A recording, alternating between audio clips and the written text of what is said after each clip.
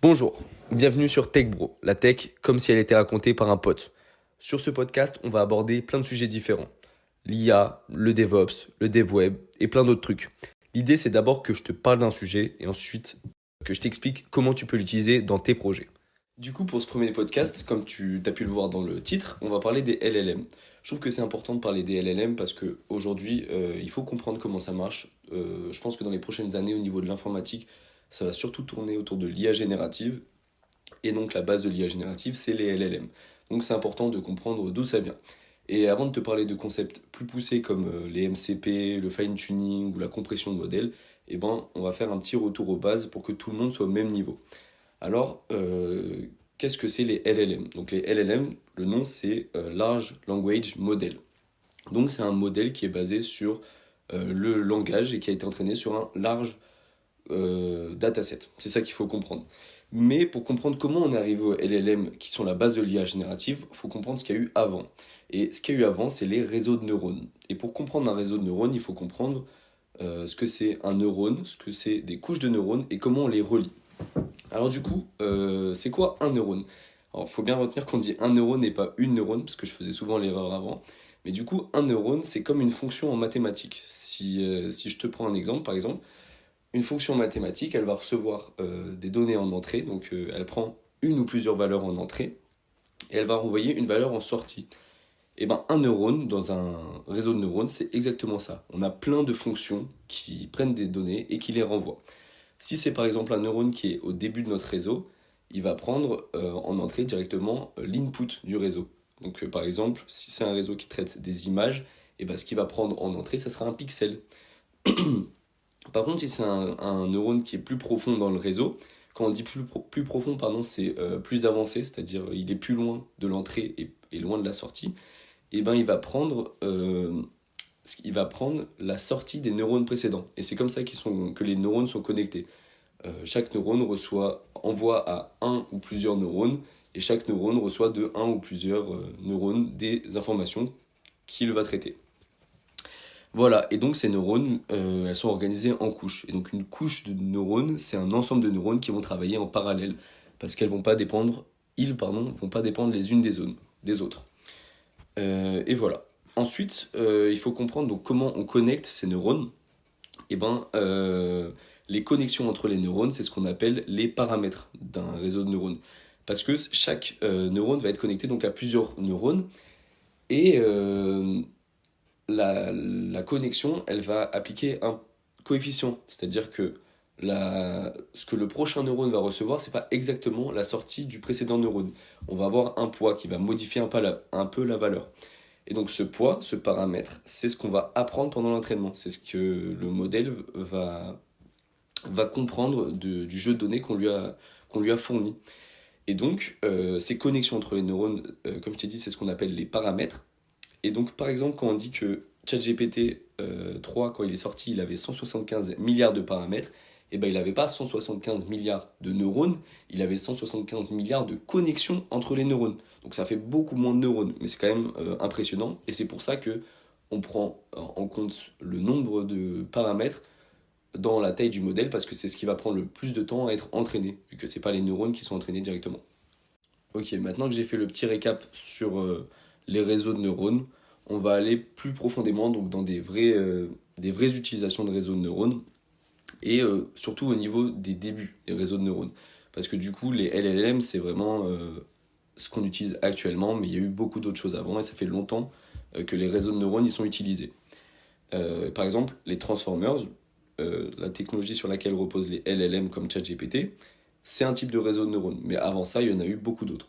Et je vais te donner un ordre que tu peux retenir, c'est pas l'ordre d'apparition en vrai de ces réseaux de neurones, mais quand on les apprend souvent dans cet ordre-là. Donc il y a eu les CNN, Convolutional Neural Network, ce qui était parfait pour traiter les images.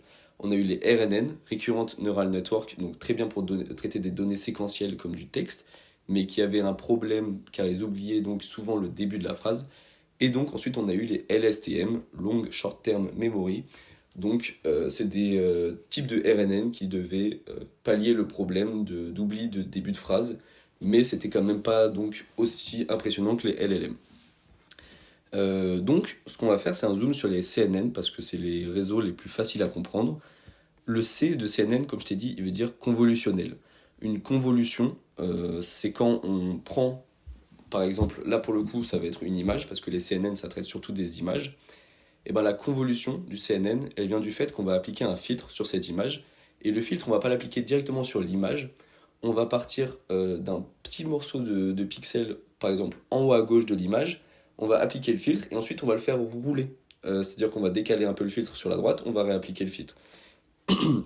Et c'est vraiment ça une convolution, c'est quand on fait rouler une transformation sur un objet, sur une matrice.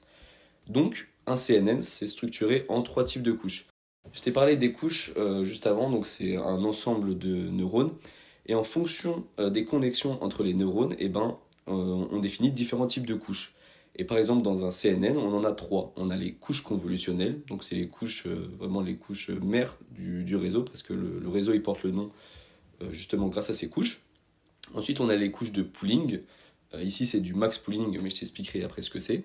Et on a les couches fully connected, qui sont aussi appelées donc les dense layers, parce que vu que tous les neurones sont connectés, et ben ça fait des couches très denses. Donc pourquoi on utilise les CNN pour les images Euh, Quand on envoie un message à ChatGPT, il ne comprend pas vraiment le langage humain. Ce qu'il comprend, c'est ce qu'on appelle un embedding. Et un embedding, donc, c'est quand on transforme du texte d'humain, donc une phrase en français par exemple, en une suite de chiffres. Mais je t'expliquerai ça plus tard parce que là, c'est pas le cœur du sujet.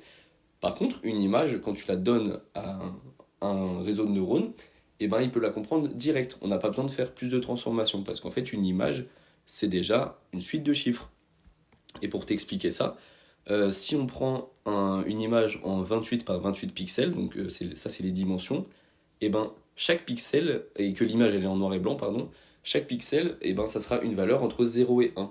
Si le pixel il est à 0, bah, il sera noir, et si le pixel il est à 1, il sera blanc. Et entre les deux, on aura des différents niveaux de gris. Et en fait, du coup, on peut représenter cette image en une matrice de chiffres entre 0 et 1. Et ça, une matrice, bah, les réseaux de neurones, c'est ça qu'ils comprennent, donc c'est parfait.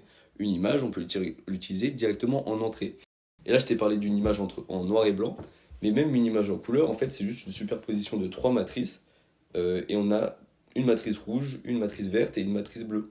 Et on va avoir différents niveaux de couleurs pour chacune, différents niveaux de rouge, différents niveaux de vert, et quand on va les appliquer, bah, c'est ça que nous, humains, on verra.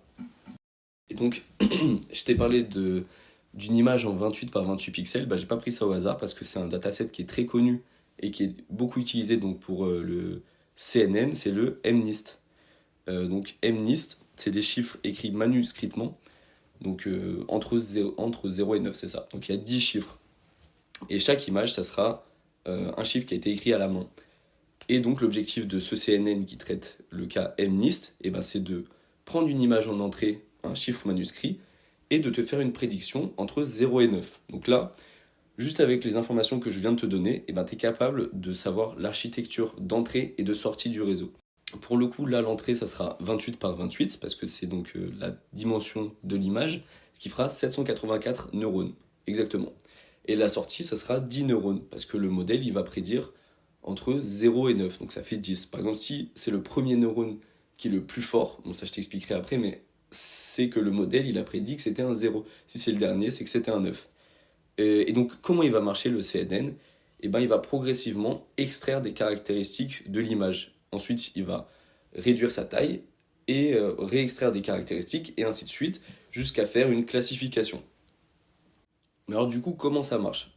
En fait, l'objectif, nous, quand on voit par exemple un chiffre, donc imaginons qu'on voit un 8, en fait, on va avoir un rond sur un rond. Et là, on va savoir que c'est un 8. Mais alors, comment on fait comprendre ça à un réseau de neurones? Et bien justement, c'est le principe des couches convolutionnelles dont je t'ai parlé juste avant. C'est les couches qui appliquent des filtres. Et donc, ce filtre, c'est une petite matrice. Pour le cas MNIST, ça va être une matrice 3 par 3 ou 5 par 5. Et ce filtre, il s'appelle aussi un kernel. Et donc, ce qu'on va faire, c'est qu'on va appliquer le filtre en haut à gauche de l'image. On va se placer en haut à gauche de l'image, on va appliquer le filtre, et ça va nous renvoyer un résultat. Et donc là, on va reconstituer une deuxième matrice, donc qui sera plus petite que la première. parce que du coup, on applique un filtre, donc si c'est 3 par 3, on va perdre 3 pixels et on va en gagner qu'un, ça sera la valeur de sortie. Donc on va prendre ce kernel, on va le placer en haut à gauche de l'image, on va appliquer le filtre, et ensuite, quand on aura la valeur, on va le décaler sur la droite, et on va réappliquer le filtre, et ainsi de suite, jusqu'à reconstituer une version de l'image, mais avec le filtre appliqué. Et donc ces filtres, ils ont pour objectif de détecter des caractéristiques.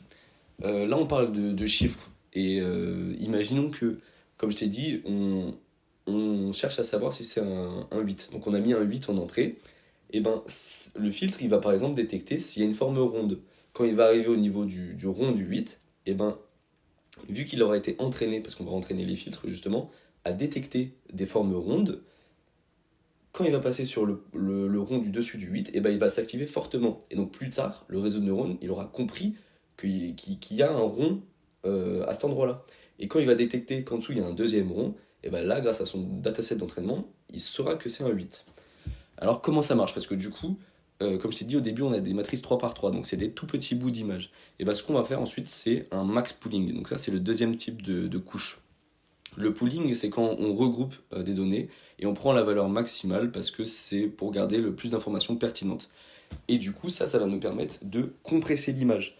Donc, au début, on va chercher des caractéristiques très bas niveau, c'est-à-dire est-ce qu'il y a un trait, est-ce qu'il y a une petite courbe, est-ce que, par exemple, si on veut chercher si c'est un rond, un rond, au final, c'est 4 angles arrondis. Et donc, on peut par exemple avoir un filtre qui va détecter si c'est un angle arrondi. Et donc, c'est pour ça que du coup, il faut réduire la taille de l'image, et ainsi de suite, en appliquant donc une convolution à un max pooling, une convolution à un max pooling, et au fur et à mesure qu'on avance dans le réseau, on peut apprendre des features plus importantes. Quand je dis plus importantes, c'est par exemple, au début, on va apprendre un très simple, ensuite, on va apprendre est-ce qu'il y a un motif en particulier. Ensuite, on va apprendre est-ce que c'est un rond le motif, est-ce qu'il y a une barre en dessous, et là on pourra savoir si c'est un œuf par exemple. Je vais prendre un autre exemple donc avec un visage parce que c'est plus parlant. Mais en gros, les filtres, donc les couches au début du réseau de neurones, elles vont détecter si donc il y a des angles, s'il y a des traits. Ensuite, les couches d'après, elles vont détecter si par exemple on a une bouche, un nez, des yeux. Et les couches, plus tard, elles vont apprendre est-ce que c'est un visage? Parce qu'elles sauront qu'il y a des yeux, un nez et une bouche, donc pour elles, ça sera un visage. Et on saura qu'il y a des yeux parce qu'il y aura eu des traits arrondis, etc. Donc c'est comme ça que ça marche. On met une couche de convolution, une couche de max pooling, une couche de convolution, une couche de max pooling, et c'est comme ça qu'on apprend les features qu'il y a dans l'image. Mais ça ne permet pas de faire une prédiction, parce que du coup, il y a certains réseaux il y a certains neurones qui seront activés et d'autres non. Donc, quand on veut faire de la classification, parce que là c'est une tâche de classification, vu qu'on veut classifier entre 0 et 9, on met des couches fully connected. Et ces couches, elles vont permettre donc de réajuster la prédiction et d'avoir une prédiction entre 0 et 9. Parce que par exemple, si les couches qui détectent si c'est un 8, elles sont tout en haut du réseau de neurones, visuellement, elles seront très loin du neurone de sortie. Si on imagine que c'est classé dans l'ordre croissant de 0 à 9. Et donc ce qu'on fait, c'est des couches fully connected pour que tous les neurones puissent s'activer. Et voilà, c'est comme ça que ça marche. Donc on a les couches de convolution, les couches de pooling enchaînées, et à la fin on a des dense layers, et c'est comme ça qu'on fait une prédiction. Ça, c'est les couches les plus importantes dans le CNN. Mais par exemple, je t'ai parlé au début des RNN et des LSTM. Et là, par exemple, on peut rajouter les recurrent layers. Donc ça, c'est ce qui permet de traiter des données séquentielles. Quand on dit recurrent, ça veut dire que c'est comme récursive, c'est-à-dire que les données qui sortent, elles sont réinjectées en entrée des couches. Et du coup, c'est comme ça qu'on peut lire une phrase et que le mot d'avant, il va impacter le mot d'après. Et donc, ça, c'est pas utilisé dans un CNN, mais ça va être utilisé dans un RNN. Parce que du coup, ça s'appelle un Recurrent Neural Network, donc il y a des couches récurrentes. Du coup, si je t'ai expliqué les CNN, il y a une bonne raison. C'est que les CNN, c'est assez facile à comprendre et que c'est un type de réseau de neurones et que les autres réseaux de neurones comme les RNN, les LSTM ou les LLM qui sont basés sur les transformers, c'est des dérivés de réseaux de neurones. C'est-à-dire que c'est c'est des variantes d'architecture, il y a d'autres techniques d'optimisation, mais le fond, ça reste le même. Et donc avant que je te parle de ce qui t'intéresse, les Transformers, il y a un sujet que je trouve assez intéressant, c'est la perte d'interprétabilité dans les réseaux de neurones.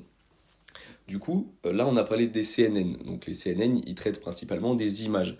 Et en fait, à partir du moment où on a commencé à traiter du langage humain, on a perdu cette capacité à comprendre ce que le modèle il apprenait. Parce qu'en fait, quand on traite des images, on sait ce que le modèle il prend en entrée. Chaque chiffre, ça sera la valeur du pixel. Mais quand on va traiter du langage humain, et ben en fait, comme je t'ai dit, on le transforme en embedding. Et donc les embeddings, c'est des suites de chiffres qui représentent le mot. Donc je vais y revenir plus tard, mais la suite de chiffres, elle est incompréhensible par un humain. C'est compréhensible que par une machine. Et donc, pour les réseaux actuels, donc les LLM, les gros modèles qui sortent maintenant, les entreprises, donc elles savent comment il est construit, le modèle, vu que c'est elles qui l'ont fait, donc elles connaissent l'architecture, mais quand elles l'entraînent, elles vont pas vraiment savoir ce que le modèle il apprend. Parce qu'en fait, plus on va aller profondément dans le réseau de neurones, c'est-à-dire quand on va aller donc vers le milieu, parce qu'en fait, on sait ce qu'on met au début comme données d'entrée, donc ça va être soit l'embedding, et l'embedding, on peut revenir vers un langage humain, et on sait ce qu'il y a en sortie. Donc par exemple, pour un LLM, donc pour un GPT, ça sera une suite de mots, enfin un mot. Donc ça, on arrive à savoir ce qu'il y a au début, on arrive à savoir ce qu'il y a à la fin.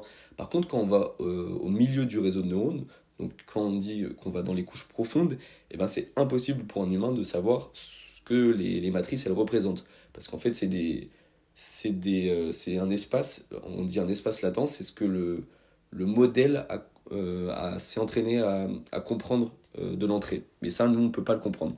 Et donc, on dit que c'est un système de boîte noire. Et donc, dans la communauté scientifique, c'est un vrai débat. C'est le débat de est-ce qu'on peut faire confiance à des outils qu'on ne comprend pas. Et justement, donc, Anthropic, ceux qui sont à l'origine de Claude, ils essayent de se différencier de OpenAI ou des grosses boîtes en travaillant sur l'interprétabilité des modèles.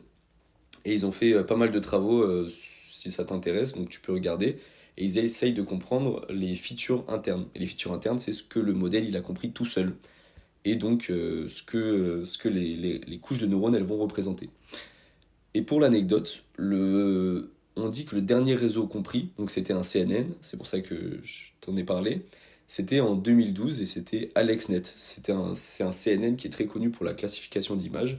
Donc il prenait en entrée un animal, donc une photo d'un animal, et en sortie te donner une probabilité, donc quel type d'animal c'est. Par exemple, ça a 92% de chances d'être un lion. Et en fait, ce qui est stylé et ce qu'on a pu faire avec AlexNet, c'est de remonter le modèle, c'est-à-dire que, un peu comme si on l'inversait, bon, si je simplifie, le modèle il prend en entrée une image et il nous sort une probabilité de l'animal sur l'image. Et ben ce qu'on fait, c'est qu'on inverse, on donne en entrée une probabilité d'un animal et on attend en sortie donc une image. Et en fait, en faisant ça, donc en remontant le réseau, on pouvait lui dire bah ça ressemble à quoi un lion à 100%, tu vois. Et en fait, ça ressemblait pas vraiment à une image de lion, mais en fait, ça ressemblait à ce que le modèle, il a interprété, il a compris d'un lion. Et donc, nous, en tant qu'humains, on comprenait pas directement que c'était un lion, parce que ça ressemblait pas à un lion, mais il y avait toutes les caractéristiques du lion. Typiquement, la fourrure dorée, des griffes, la forme du visage, des crocs. Et en fait, c'était tout ça mélangé dans une image, et donc ça représentait bah, toutes les textures qu'il avait compris. Si tu veux, il y a une vidéo qui parle de ça, c'est The Moment We Stopped Understanding AI. Je trouve qu'elle est très intéressante et surtout c'est assez perturbant de voir les images de tout ce que le modèle a compris. Et du coup, ça c'est justement ça c'est possible à faire avec des images, de se représenter ça. Donc c'est pour ça qu'on dit que les CNN c'est les derniers réseaux qu'on a compris. Mais en fait, quand on parle de langage humain, vu qu'on ne peut pas faire de représentation intermédiaire comme avec le lion, et ben en fait on comprend plus trop ce que le modèle il comprend. Et justement, c'est donc ça le problème. Du coup, maintenant qu'on a vu cette petite aparté, comment le modèle il va s'entraîner? En fait, il y a deux étapes dans l'entraînement d'un modèle. Il y a l'étape forward et l'étape backward. L'étape forward, c'est très simple. C'est ce que tu as compris actuellement du modèle, je pense. C'est qu'on passe des données en entrée. Elles vont traverser toutes les couches, ça va faire différents calculs à chaque couche, ça va transmettre aux couches suivantes, et à la fin, on va avoir une prédiction. Si c'est un CNN, la prédiction, ça sera l'animal qu'il a reconnu sur l'image. Par contre, si c'est un LLM, la prédiction, ça sera le token suivant dans la phrase. Donc là, on a fait une prédiction, et ensuite, il va y avoir l'étape la plus importante, l'étape backward, qu'on appelle aussi la backpropagation. Et en fait, on va regarder ce que le modèle il a prédit, et on va regarder ce qu'il était censé prédire, donc la vérité, le vrai animal qu'il y avait sur l'image.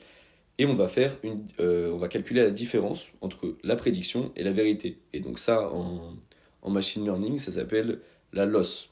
Et en fait, grâce à cette loss, on va pouvoir remonter le réseau dans l'autre sens et ajuster les paramètres du réseau pour si jamais il a mal prédit. On va ajuster les paramètres. S'il a bien prédit, on ne va pas les ajuster. Et le but, c'est de corriger le réseau pour qu'il fasse mieux la prochaine fois. Mais alors, comment on fait pour savoir quels paramètres on va ajuster? Eh ben, c'est là où on a un concept qui s'appelle le gradient. Il va apprendre ça grâce donc juste à des maths. Donc le gradient, c'est la dérivée de la fonction de perte. La fonction de perte, c'est ce que je viens de te dire, c'est la loss, c'est l'erreur. C'est par exemple, si il devait prédire un lion et que c'est un lion, bah, la loss elle est égale à 0. Par contre, s'il devait prédire un rhinocéros et que c'est un lion, bah, la loss elle est haute. Et donc on a une fonction qui représente l'erreur du réseau. Et vu que c'est une fonction, bah, on peut faire sa dérivée. Et on fait sa dérivée par rapport au poids dans le réseau. Et comme ça, on peut savoir quel poids a de l'impact sur la loss, donc sur l'erreur. Et pour faire ça, du coup, en fait, c'est comme quand on a vu au lycée donc la dérivée des fonctions. En fait, la dérivée, si on prend une fonction en 2D, ça va représenter le sens dans lequel la courbe évolue. Et donc, ça nous permet de savoir dans quel sens on veut aller si on veut si on veut aller vers l'endroit le plus bas de la fonction. Du coup, nous, on sait que la fonction d'erreur, donc la loss function, c'est ce qui représente du coup l'erreur du modèle, et nous, on veut la minimiser, on veut réduire la loss function. Et donc, en calculant le gradient, eh ben, on va pouvoir savoir par où on doit aller, par où chaque paramètre du modèle doit aller, si on veut faire réduire cette fonction d'erreur. Et donc, c'est comme ça qu'on va savoir surtout lesquels paramètres on doit réduire et de combien on doit les réduire. Et grâce à ça, donc, on va remonter le modèle et on va ajuster tous les poids. Mais du coup, ça nous amène à un problème, c'est qu'en fait, en faisant comme ça, on va surtout travailler sur les poids à la fin du réseau. Et en fait, c'est ce qu'on appelle le vanishing gradient problem, donc l'effacement du gradient. Et quand le réseau il devient très profond, donc pour les CNN, on dit que les réseaux ils étaient pas très profonds, mais pour les RNN et les LSTM, enfin surtout les RNN, les réseaux ils devenaient très profonds, il y avait beaucoup de couches. Et en fait, quand on calculait le gradient, donc à la toute fin du réseau, on a fait un nombre d'inférences, on calcule le gradient, et ben en fait on avait surtout l'impact des dernières couches, des dernières connexions. Et les couches au tout début, elles avaient beaucoup moins d'impact sur le résultat final. Sauf qu'elles sont quand même importantes parce que c'est les premières couches qui vont travailler l'entrée. Et donc, vu qu'elles ont moins d'impact et qu'on calcule le gradient par rapport donc à l'erreur, la dérivée de l'erreur sur les paramètres, et ben les paramètres du début, ils n'avaient pas beaucoup d'impact. Et ça posait problème parce qu'on ne savait pas du coup comment on devait les réajuster pour améliorer le modèle. Et on disait que les paramètres, enfin les couches au début du réseau, elles apprenaient beaucoup moins vite, voire elles n'apprenaient pas du tout comment s'améliorer. Et du coup, ça réduisait vraiment les perspectives d'amélioration du modèle. Et donc, il y a différentes techniques, et justement le LSTM, je crois que la technique, c'était de connecter les couches du début directement vers les couches de la fin, et en fait, tout interconnecter. Et comme ça, du coup, la prédiction finale, elle était beaucoup plus impactée par les couches du début. Et donc, quand on calculait le gradient, il était beaucoup plus performant sur les couches du début. Du coup, ça, c'est ce qui permettait de réduire donc le problème d'effacement du gradient, mais c'était pas suffisant. En tout cas, pour traiter du langage humain, il y avait d'autres problèmes, comme le fait qu'on traitait les phrases séquentiellement. Et ce qui a résolu ce problème, c'est les transformers, que je vais t'expliquer maintenant. Ok, maintenant on a vu pas mal de choses sur les réseaux de neurones, Alors, comment ça marche? C'est quoi les Transformers? C'est la question que tu te poses. Et bien, je vais t'expliquer ça simplement pour que tu comprennes.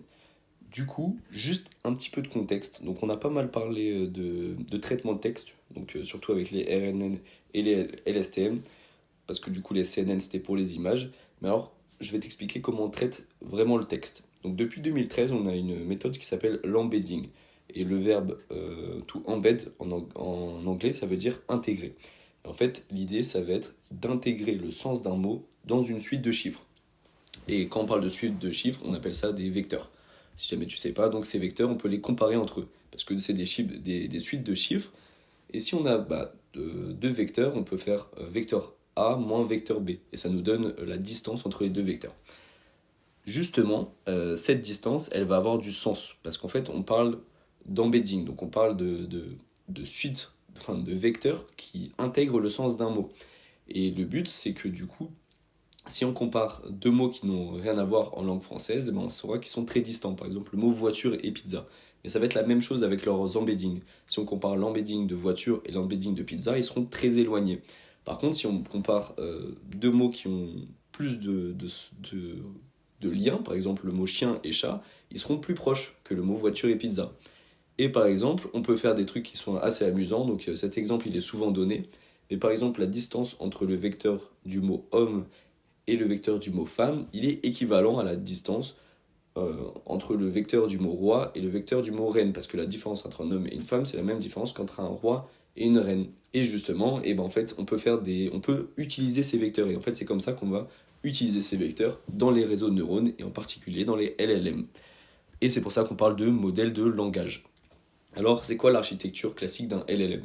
On ne sait pas exactement l'architecture des derniers réseaux de neurones parce que c'est pas open source, ils communiquent pas trop dessus, mais en général, ça va être donc une couche d'embeddings. Donc la couche d'embedding, c'est un réseau de neurones à part entière qui a été entraîné pour prendre en entrée donc ce qu'on appelle des tokens. Un token, c'est juste, on peut simplifier ça en un mot, mais en fait, c'est plus compliqué que ça. Ça va être un mot, il va être découpé en plusieurs tokens, par exemple. Et en fait, c'est ça les tokens. Mais pour la suite, on va retenir que c'est un mot. Et du coup, l'embedding, il va recevoir le mot en entrée et il va renvoyer donc l'embedding, donc le vecteur qui a intégré le sens du mot. Ensuite, on va avoir des couches de transformers mis à la suite. Parce qu'on ne va pas en prendre qu'un transformers, on va en mettre beaucoup. Et ça, les transformers, c'est le cœur du modèle, c'est le cœur des LLM. C'est ce qui va permettre d'ajouter du contexte à l'embedding. Mais je vais revenir là-dessus après. Et ensuite, on va avoir les couches de sortie, donc il y a des couches de normalisation, d'activation, des softmax, et ce qui va permettre de faire une prédiction.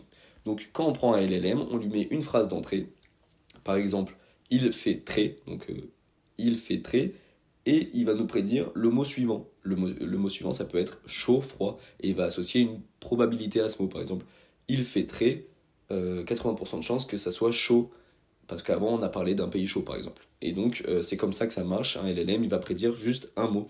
Et en fait, quand ChatGPT, il te répond une rédaction complète, et en fait, il fait plein de prédictions, les unes après les autres. Et pour faire un petit test, là, si tu demandes à ChatGPT, ma couleur préférée, c'est, et que tu le laisses compléter, et il te dira bleu. Et en fait, c'est pas sa couleur préférée, c'est juste qu'il a été entraîné pour compléter des phrases, et que la plupart du temps, dans les phrases d'entraînement qu'il a eues, et après, ma couleur préférée c'est, le mot qui venait c'était bleu. Et du coup, si tu lui demandes sa couleur préférée, il te répondra le bleu. Alors, comment on est arrivé jusqu'aux Transformers? Ça commence en 2017, parce que Google, ils ont sorti un papier qui s'appelle Attention is all you need. Et ce texte, il est révolutionnaire, parce qu'en fait, les RNN et les LSTM, ils traitaient les phrases séquentiellement. Quand je dis séquentiellement, c'est-à-dire que quand ils lisaient une phrase, en fait, ils faisaient comme nous. On lit le premier mot, le deuxième mot, le troisième mot. Et en fait, il prend le premier mot, il le traite, et ensuite il va prendre le deuxième mot, et il va le traiter avec ce qu'il a retenu du premier mot. C'est pour ça que ça s'appelle un RNN, c'est récurrent. Donc la sortie du mot précédent, elle est réinjectée en même temps que le mot suivant. Et c'est comme ça du coup qu'on traite séquentiellement une phrase. Mais en fait, quand on fait ça, on va perdre beaucoup d'informations sur les données du début.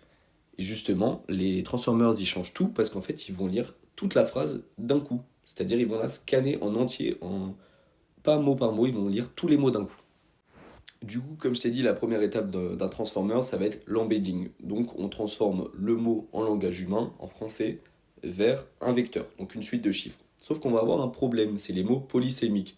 Un mot polysémique, c'est un mot qui a plusieurs sens. Par exemple, le mot avocat, c'est un mot polysémique.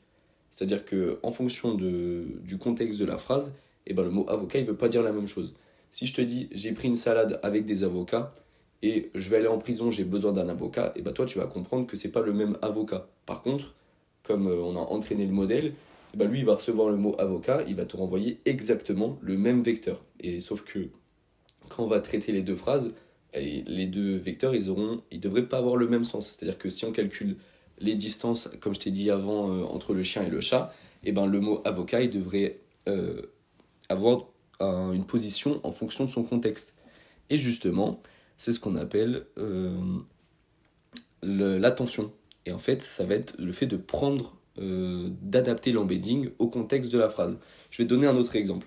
Si je te dis le mot tour, tu peux penser donc à un tour de voiture par exemple, c'est-à-dire simplement le tour qu'on va faire avec une voiture. Par contre, si je te dis tour Eiffel, là je t'ai donné plus d'informations. Maintenant, tu sais que c'est pas un tour de voiture, mais que c'est bel et bien la tour Eiffel. Et donc, nous, quand on voit le mot Eiffel après tour, on adapte le sens du mot. Et justement, c'est exactement ce que va faire l'attention. Quand il va voir qu'après le mot tour, il y a le mot Eiffel, il va déplacer le vecteur. Et le vecteur, il va se rapprocher, donc dans l'espace vectoriel, du mot Paris ou du mot monument. Et donc là, on saura que le mot tour, il fait référence à la tour Eiffel et pas juste à un tour qui pourrait avoir plusieurs sens. Et justement, ce mécanisme de contexte, c'est ce qu'on appelle le single head attention. Et justement, son but, ça va être de travailler donc les embeddings d'entrée. Donc il va recevoir tous les embeddings et il va te renvoyer des embeddings, donc le même nombre d'embeddings, mais il aura changé les valeurs pour que les mots ils soient plus adaptés au contexte et qu'ils soient plus proches de leur sens réel. Et pour faire ça, il va utiliser 3 outils. On parle des outils Q, K et V. Q pour query, K pour key et V pour value. Donc je vais t'expliquer ça. Donc c'est un truc assez complexe, mais en soi c'est vraiment pas dur. En gros, c'est des outils qui vont être créés à partir de l'embedding du mot. Donc chaque mot, donc chaque token va créer 3 outils, un Q, un K et un V. Et en fait, le Q, ça va être la question qu'il va poser aux autres mots de la phrase. En gros, il va poser aux autres mots, il va se dire qui a du sens dans la phrase pour moi. Et le K, ça va être la réponse de chaque mot par rapport à la question. Donc chaque mot, il va poser une question aux autres mots, mais il va aussi répondre à toutes les questions de chaque mot. Et pour finir, on a le V, et le V, ça sera l'information que le mot doit utiliser s'il veut se déplacer vers un autre mot pertinent. Je vais te donner un exemple parce que je pense que c'est pas clair comme ça. Si je te dis je vais à la tour Eiffel, le mot tour, il va créer ce qu'on appelle du coup une query, un Q. Et en fait, ce Q, il va l'appliquer à tous les autres mots de la phrase.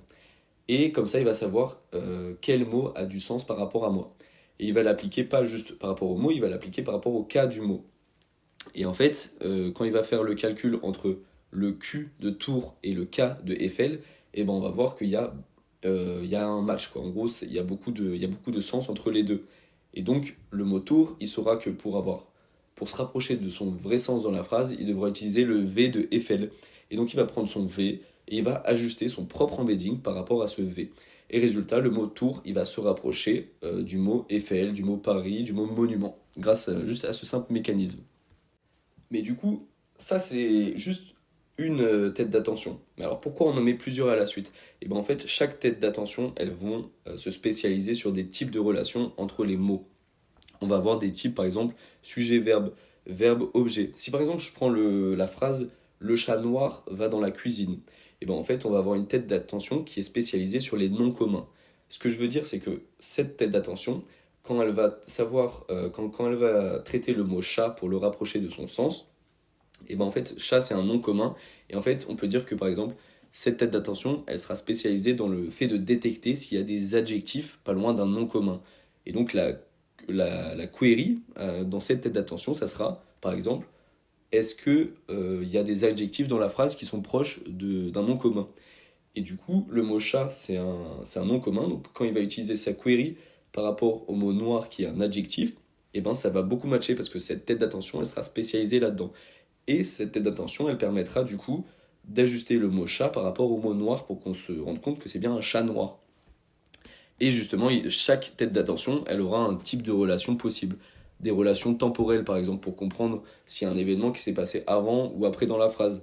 Ou si, par exemple, on utilise un nom à un endroit et qu'ensuite on va l'utiliser il ou elle pour savoir que ce il, il correspond au nom qui a été cité avant. Et en fait, chaque tête d'attention, elle est spécialisée dans une relation. Et c'est pour ça qu'on en met plein à la suite. Parce que du coup, comme ça, on est capable de comprendre tous les sens possibles dans une phrase. En fait, de donner vraiment le contexte de chaque mot pour que la phrase elle soit bien comprise par le modèle. Voilà, du coup, c'est comme ça que ça marche, l'attention.